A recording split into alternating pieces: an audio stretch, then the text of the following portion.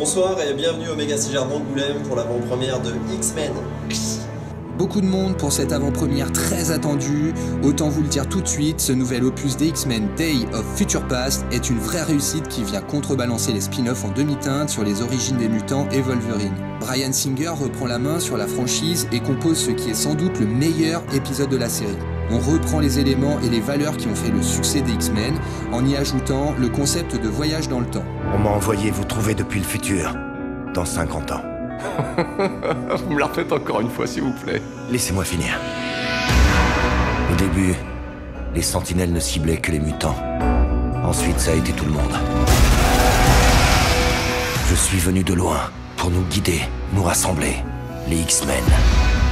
On a besoin de vous. Dites à celui qui vous envoie que je suis occupé.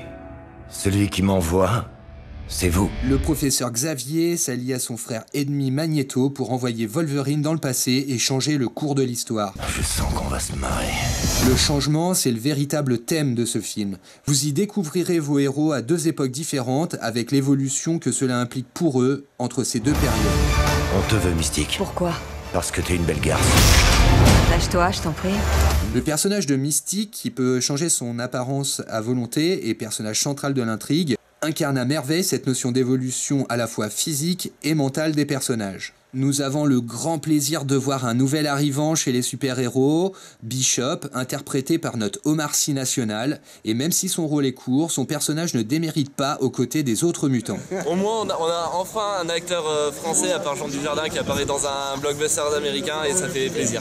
J'ai beaucoup aimé le fait d'approfondir le passé des personnages qui étaient déjà fait un peu dans le commencement, et là c'est vraiment niveau dramatique, ils sont vraiment boostés, notamment le personnage de Charles. Bref, le scénario est très axé sur la psychologie des personnages, mais les scènes d'action sont magnifiques. L'utilisation de la 3D apporte une réelle plus-value, notamment dans une séquence très cartoonesque, filmée au ralenti.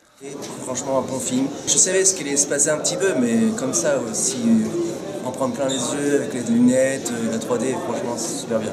Je conseille à tous les voisins de venir. Alors, moi je m'y connais pas en comics, mais j'ai trouvé ce film génial.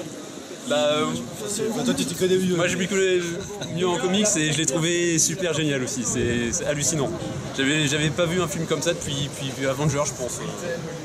Donc ouais, une super grosse claque là. Un X-Men cette fois qui se prend plus au sérieux que d'habitude, et du coup finalement il n'y a plus d'excuses pour montrer de l'action. C'est pas ce pourquoi on est là. On est là pour voir vraiment une histoire de science-fiction purement, de voyage dans le temps, etc.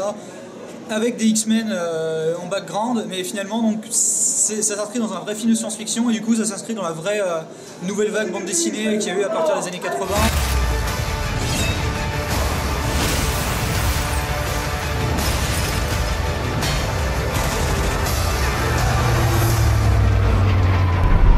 Ok, je me réveille dans le passé, et ensuite?